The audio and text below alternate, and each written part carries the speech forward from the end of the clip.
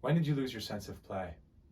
I swear to God, every time you open your mouth, you're worried about your footprint in life. Get over it. What happened to the man that I remember who brought me to a park? For me to just realize he meant a forest and not a playground. You're bolting down the trail, me running to catch you. Where'd he go? Because right now all you do is seem stressed. You're caught in your own worry and anxiety and trying to be better. As if you fucking know what that means. I swear to fucking God, I think you forget there's more to life than just the logic that dictates it. I live my life by my sheer force of will and emotion. I question if you ever let yourself feel, and I doubt you ever wanted to do something.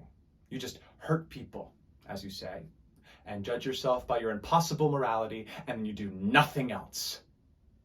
Get over it. Break your leg on a swing and play a little.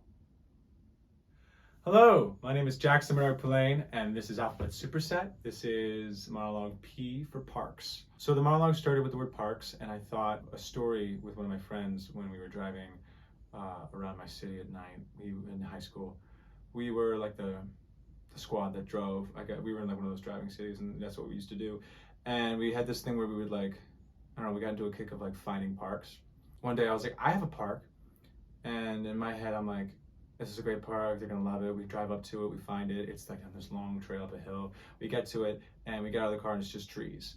And I'm like, this is the park, there's a great view. And they're like, this is not the kind of park we're looking for playgrounds, Jackson. Because at the time we would hang out at the playground, I don't know. That was what spawned this, and it spawned the idea of like, when do we lose that sense of play in our life? And I think it fits for Aurora to speak to Bo about that, because I think Bo is someone who kind of, as I say in the monologue, makes himself live up to this impossible morality. And Aurora is the kind of person to break rules, and she has let Bo, live this way for so long because he's grounding. But like, she finally questions him and like, what do you want? 3 good things about the writing.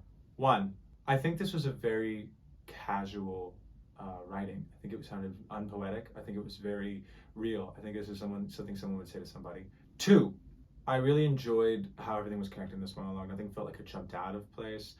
She was talking about him for most of the time, and then she used herself as a comparison. There was no moment that I felt was jagged. There were no like jump cuts in the monologue, and I think I did a good job on the goal I had this monologue to make it sound more casual and more like connected and logically planned. 3, there's the recurring idea of play at the beginning and the end of the monologue, but there's also this recurring idea of get over it. I liked throwing in multiple things. That makes it almost poetic, but it's not. I think it's more casual than it is poetic. But I liked that callback of get over it as well as play. I think it was a good addition. 1 bad thing about the writing, the part about him bolting down the trail and me running to catch him doesn't fit well for me. I don't know, for whatever reason it doesn't. It was what I had in the moment. I don't know if that's something that would stay in a revision. It feels a little generic. Oh, remember that time we went to a trail, you bolted down and ran after. It just sounds a little like, I don't know, maybe it works, but it would be something I would change in the future. That kind of phrasing, that kind of remembering idea, that memory at least. 3 good things about the acting. 1, I enjoyed the way that I brought the temperament of anger to this character. It was a moment of not yelling and immediate anger. It was more of like I'm tired of you, very meditated on, very thought through before the anger happened, and you can see it. It's very pointed.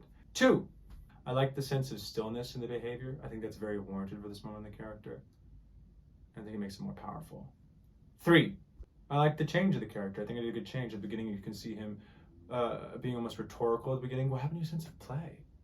And at the end, it's like almost play becomes a dirty word. It's like you fucked up. Like there's that kind of underscore at the end that I think really works for this monologue. 1 bad thing about the acting, I think I had a tendency to know the end of a line that was very long and run towards it. I think there are some parts that I could have enjoyed more. I think moments where I would just rush over like the commas just to get to the point. And I think that works. I think that could be worked out. I think that's something I want to move towards the future is still like have the idea of the sentence be there, but also like spend the amount of time that you need to spend on each comma item, before I reach the end of the list. Going forward, I'm looking to write a dialogue that is as casual as this, that is as simply thought of as this, with a simple mechanism in the monologue or the dialogue. And I want it to come off casual like this monologue. I just want to take what I did here and put it in a dialogue. Thank you so much for watching. This was Alphabet Superset. This was P for Parks. I hope you come back next week. We're going to be doing a dialogue, which I'm super excited about, with two friends of mine that are really good. And I hope you come back and watch. Comment anything you'd like down below, and let's make bad art.